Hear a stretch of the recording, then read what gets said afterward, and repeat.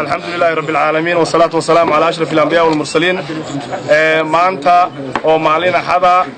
shir halkan ku qabtay ganacsatada iyo cuqaasha salaadiinta iyo maamulka gobolka Awdal iyo guddiga taakuleynta abaaraha waxa ka soo baxay qaadaan dhan $22,000 600 oo kiish oo raashina 250 kartoon oo timira 25 booyadood oo biyaha oo masaajidda ku deeqday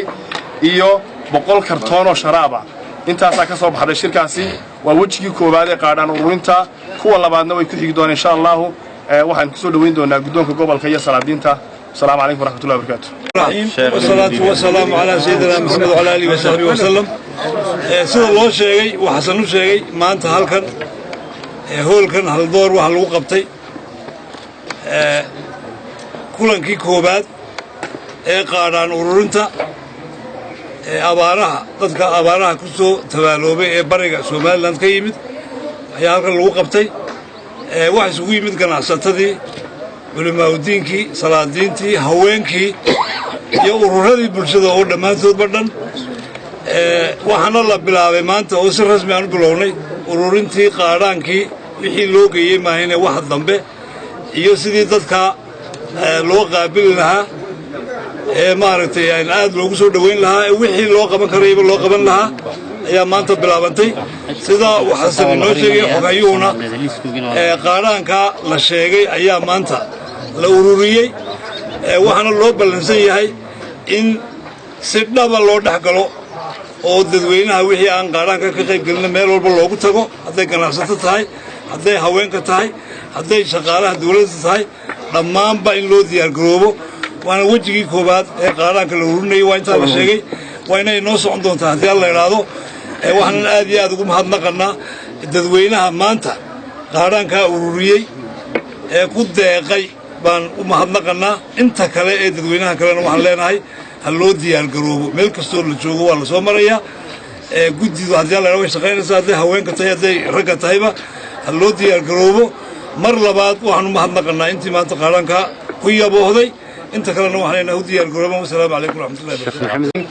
سيدنا محمد وعلى آله وصحبه أجمعين هل كان maanta waxa ka bilaabmay taakuleyntii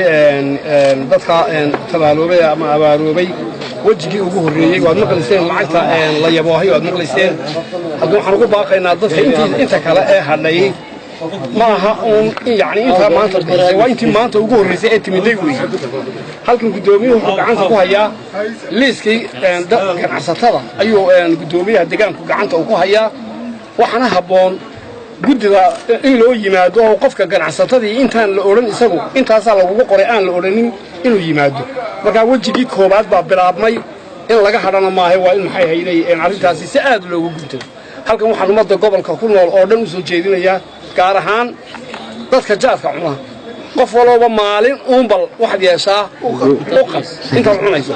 kii aan cunina haku isna dhiirin ha u noqoto ha yiraahdo ninkii jaadka cunayba haduu maalin bixiyay adiguna maalin bixi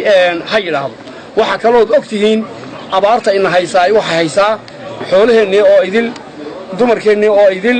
caruurteennii oo idil laakiin rag doog buu daaqaya meel kastoo la joogo doog buu rag daaqaya bal doogga la daaqaya ragoo iska daaq oo inta lagu imanaya tala wuxuu hibaaga la yiri fadhi kala looga noqdo wili inta tala kale laga gelayo hanaga bakhaylin maalin kaliya hanaga bakhaylin inta aan cunina ninkay qaadka cunayba haduu maalin bixiyay aduguna maalin bixi waa guubaaba madaxeed weey dadku waa inay ka soo qayb galaan oo degdeg ugu yimaadaan guddiga oo inaan noqonin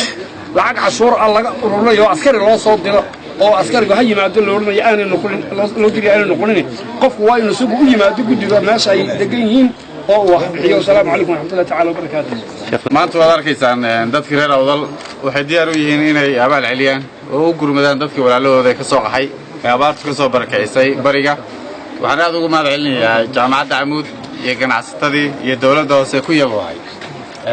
yaboohay maartay dhaqaalihii maanta meesha laga sheegay aad arkayseen $20,000 iyo maartay 1,000 kiish raashin ku dhow marka la isku daro timatii raashin oo aanay weliba iman jaamacadii kale marka laga tago Amuud iyo ganacsadii kale 10 aan maartay gaarsiinay shirkadihii gaarsiin oo ay tala sameeyay oo kuwa kale maqayn waan rajaynaynaa dhammaan shirkadaha hadday dhismo tahay iyo hadday isgaarsiin tahay iyo hadday mid kala tahay iskaashatooyin kala tahay hadday jaamacad yihiin sida jaamacadda Camuud halkan ku dhiiratay inay maaragtay maanta mushaharkii shaqaalaha oo kaliya ay ka bixiso lacagta inta leeg waxaan rajaynayaa dhammaan iyana inay ku soo biiraan inta maanta la bixiyo hordhici weey dad badan isuma iman kaamaradu aynu kala xishoonayn dadka la dhex maro la tuso iyadoo aan dad badan iman baadan lacag inta leeg runtii lagu yabahay waa wax lagu farxo weey way diilo weey waxaan rajaynayaa sidoo maayir sheegay dadka in guriyaha loogu tago waxaan maaragtay la sameyn doonaa guddi iyadoo guddida ay hogaaminayaan abaaru in la gaadho salaadiintu in la gaadho guri walba la gaari doonaa marka waxaan jecelahay dadka intaan loo iman inay iyagu wixii ay bixinayeen bixiyaan oo ay waqtiga ilaaliyaan ilaahayna waxaan weydiisanaynaa inuu naga soo furto baahida ilaahay isaga weyn waaxida isaga karaya wax kasta inuu qabano dadka maaragtay maanta waxba ma tari karayno waxaa la sheegayaa dad badan oo maalin walba imanaya maanta kaliya waxay sheegeen guddidii in 20 qoys yimaadeen 20 gaariga laga yaabo in 200 neef sido 500 neef sido marka iyo intaas oo qoys marka aan rajaynaynaa ilaahay isaga weyn wax isaga naga furan karo inuu ilaahayna kala furto inana in dadaal wasalaam alaykum wa rahmatullahi wa barakatuh ala sayyidina Muhammad wa ala alihi wa sahbihi wa sallam runahanti dadweynuhu waxaan ugu baaqaynaa cid kasta wax ururinaysa maaha in la iskarab yaaco waa in waxay ururiyaan guddida abaaraha cidii aan ku helno inay meel kala mariso talaabo sharciga laga waqaadaya waxa meesha laga hagaya waa guddida abaaraha ayaa hagaysa arintan saayna waxan waa dhacaysa inay dad ganacsiba ka dayaan oo dadka qaarba ka suurta gashaa waxan inay ina dhex raaciyaan intay dadka wax ka urushaan adana meel kala weeciyaan taasina ma dhacayso waxaan u sheegaynaa dadweynuhu cid kasta wax bixinaysa inay ku soo hagaajiso guddida abaaraha ee gobolka cid kale ayna waxba u dhiibin cidda wax soo ururaysa aaminaan waa in cid wax u dhiibeen daba galaan oo gaadhaa guddida abaaraha gacantooda wassalaamu calaykum wa rahmatullaahi wa